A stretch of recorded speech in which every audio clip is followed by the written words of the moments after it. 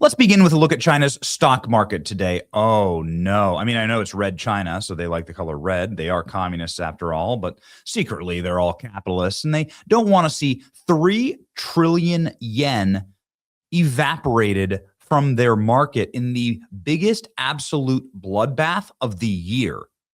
What's going on here in China? Well, something remarkable is happening. China, which buys 90% of Iran's oil, can't get any oil.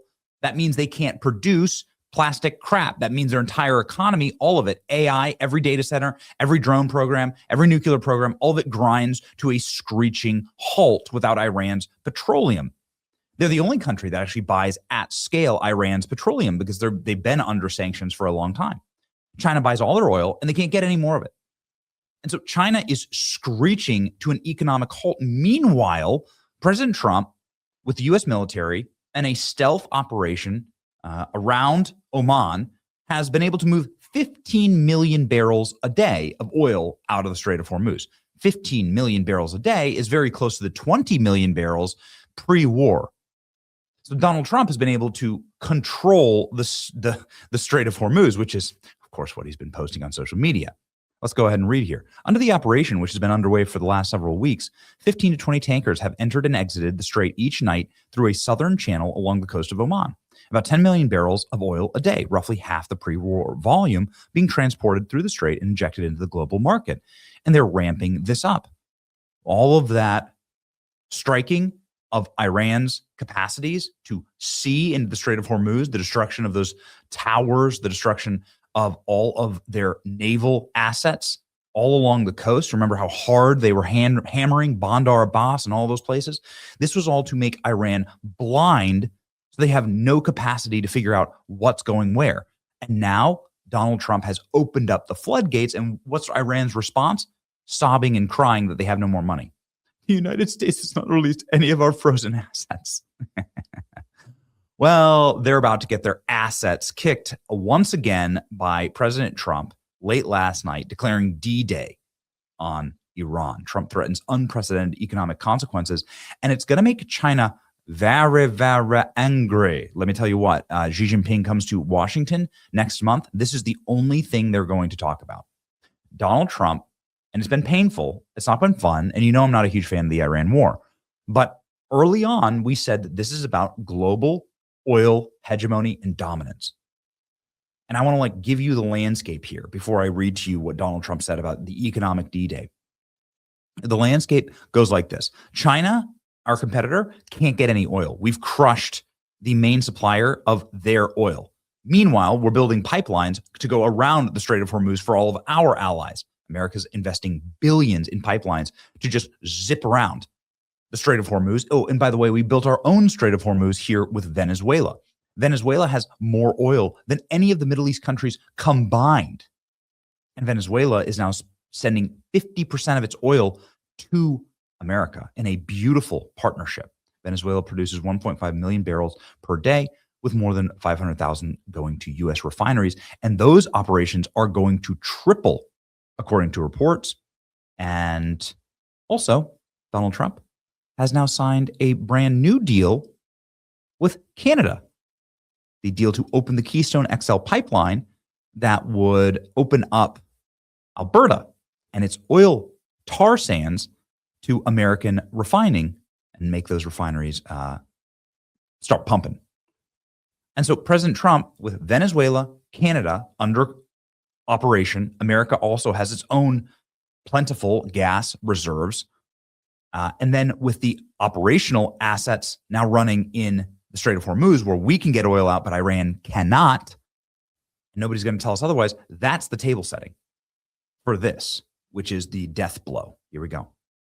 This is President Trump declaring true war that will destroy the economic, the capacity for the regime to engage at all.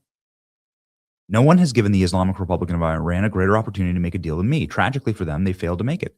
Today, I'm announcing the most crushing economic operation ever taken against a country, economic warfare and isolation on an unprecedented scale. Their navy is gone, their air force is destroyed, their military factories are now in rubble, their currency is worthless, their country is hanging by a thread. Today, I'm announcing that any country that allows its financial institutions, businesses, airports, or government entities to provide any type of lifeline to Iran will face tremendous economic consequences. Oil smuggling, swap lines, cash transfers, exchange houses, ship registries, front companies, it all needs to stop now. Does this sound like Donald Trump? No. This is the Treasury Secretary, Scott Bassett, saying this is what China is trying to do. They're trying to operate a dark smuggling economy for Iran. You know who you are. This will be economic D-Day, and we need all of our allies to stand with the United States of America, isolate, defeat the Iranian threat. These maniacs are on the ropes.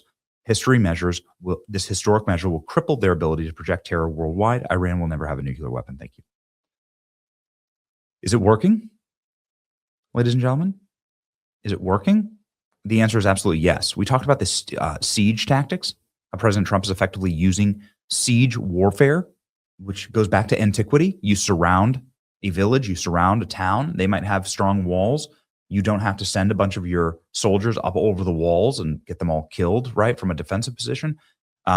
You can just wait them out. If no food goes in, if no water goes in, the town will collapse. Eventually, they'll just open the doors and surrender. Trump is perfectly content sitting in his current position with the control of the strait, the blockade of any imports, exports out of Iran.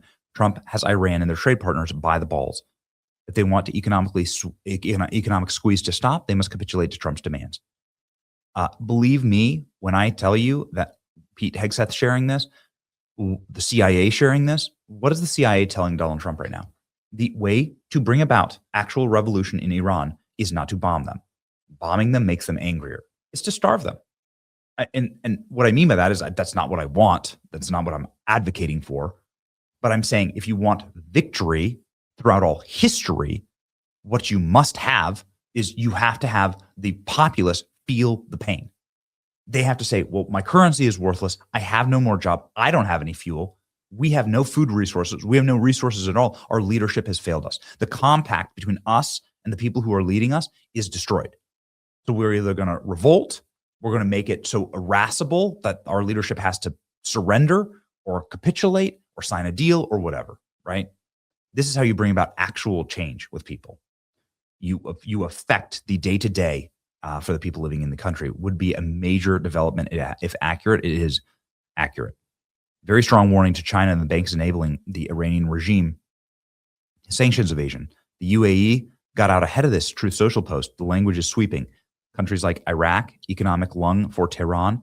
This will be a difficult spot. The proof will be in the follow-through and the enforcement. Trust me, ladies and gentlemen, they're going to enforce it. Here's if you want to know, like, a lot of bluster and hot air on the internet. Here's Iran's own leadership admitting on state television that they're exporting zero oil. Not a single dollar has been released, and they are in a state of panic. Now acknowledged on state television that Iran is no longer exporting any oil and simultaneously has no access to their funds. We are not exporting oil at all. That's the reality that we have to acknowledge. Cuts directly into one of the regime's most important sources of hard currency. He says it squeezes is across the board in the economy, oil revenues, tax revenues, Social Security contributions all declining at the same time. The regime is a second major problem. Billions of dollars it expected to have access to remains frozen. So now, because of their belligerence, because they were supposed to get these funds back, but they couldn't help themselves to start bombing ships again. They had an MOU. They're the ones who broke it. It's choked off, and billions remain blocked. An economy already struggling with inflation, currency weakness, and mounting fiscal pressure, losing the oil lifeline, remaining locked out of foreign reserves creates an increasingly disastrous crunch for the regime. And that's how you topple an actual regime. This is how you end it. This is how you get the people to end it. Not bombing your way in, but sieging your way, where the people of the city just say, enough. Is this one going to work? Trump's the one. I can't believe it. But it is empirically true. Trump controls the Strait of Hormuz. Iran controls nothing. And now they're desperate. Time for strength, ladies and gentlemen. Be very nice to finish this job, wrap it up, and get back to $2 gas. It's your boy Benny. Like, share, and subscribe. See ya.